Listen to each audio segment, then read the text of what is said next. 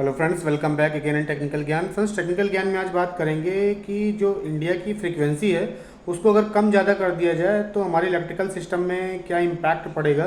तो ये एक क्वेश्चन है जो बहुत ज़्यादा यूट्यूब पे फेमस हो रहा है, बहुत सारे लोग उस पर वीडियोज़ बना रहे हैं और अपने अपने व्यूज़ रख रहे हैं। तो मुझे लगा कि इस पर मुझे अपना व्यू रखना चाहिए।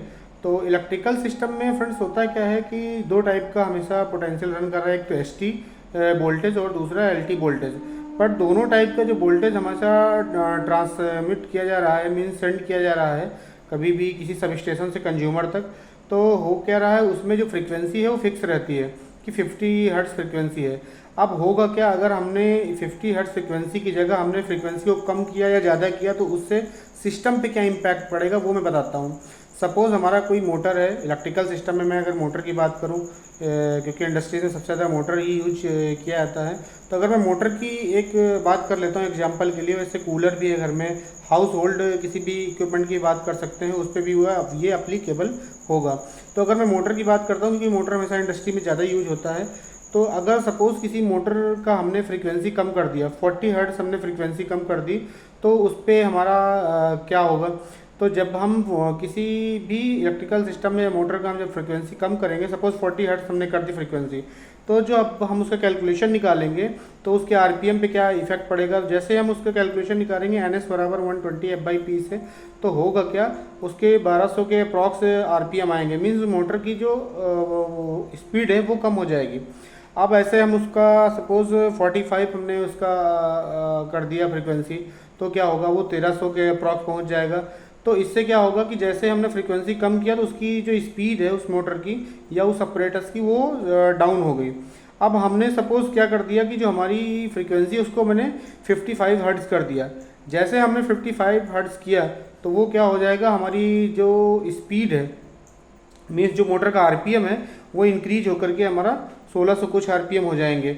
तो इससे क्या होगा, अब हमने सपोज 60 हर्ट्ज कर दिया तो आरपीएम और इंक्रीज हो जाएगा। जैसे हम उसकी वैल्यू रखते जाएंगे बराबर 120 एफ बाई पी वाले फॉर्मूले पे, तो हमारा जो मोटर का आरपीएम है वो मिलता जाएगा।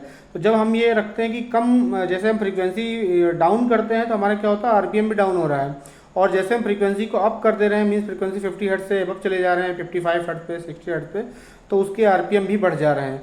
तो इससे क्या हो रहा है कि जो हमारा ऑपरेटस है, जो हमारा इलेक्ट्रिकल डिवाइस है, वो अनस्टेबल रहेगा, कभी भी हमारे डिजायर्ड चीज़ें नहीं दे पाएगा, डिजायर्ड रिजल्ट नहीं दे पाएगा। मीन्स उस मोटर को हम ये चाहते हैं कि 50 हर्ट्ज फ्रीक्वेंसी पे रन करे, तो जब कम ज़्यादा फ्रीक्वेंसी रहेगी, तो अनस्टेबल फ्रीक्वेंसी रहेगी, तो सिस्टम हमारे डिजायर्ड रिजल्ट नहीं दे पाएगा। तो इसलिए क्या करते हैं, इंडिया में हमेशा फ्रीक्वेंसी फिक्स रखते हैं कि 50 हर्ट्ज हमारी फ्रीक्वेंसी है, फ्रीक्वेंसी फिक्स रहेगी। तो जितने भी पोल का मोटर है वो डिजाइन आरपीएम आपको दे पाएगा और मोटर अपनी फुल इफिशियंसी से वर्क कर पाएगा। इसलिए क्या करते हैं, इंडिया में जो फ्रीक्वेंसी है उसे फिक्स रखते हैं। अब ये इंटरव्यू में बहुत ज़्यादा पूछा जाता है, इसलिए शायद ये यूट्यूब पे ज़्यादा जो क्वेश्चन है ये वायरल हो रहा है बहुत तेज़ी से, कि अगर हम इसके आरपीएम को, मींस इसकी फ्रीक्वेंसी को कम ज़्यादा करेंगे तो हमारे इलेक्ट्रिकल सिस्टम में क्या इम्पैक्ट पड़ेगा। तो आप इजीली बता सकते हैं कि इलेक्ट्रिकल सिस्टम में जो फिक्स फ्रीक्वेंसी नहीं होगी तो डिजायर रिजल्ट हमें नहीं मिल पाएगा। मीन्स जब भी कम ज़्यादा होगा तो क्या होगा, कम होगा तो फ्रीक्वेंसी हमारी कम, जैसे हमारी फ्रीक्वेंसी कम होगी तो हमें आरपीएम कम मिलेंगे, जैसे फ्रीक्वेंसी अप हो जाएगी तो हमें आरपीएम ज़्यादा मिलेंगे। तो अनस्टेबल सिस्टम, इलेक्ट्रिकल सिस्टम हमेशा बना रहेगा।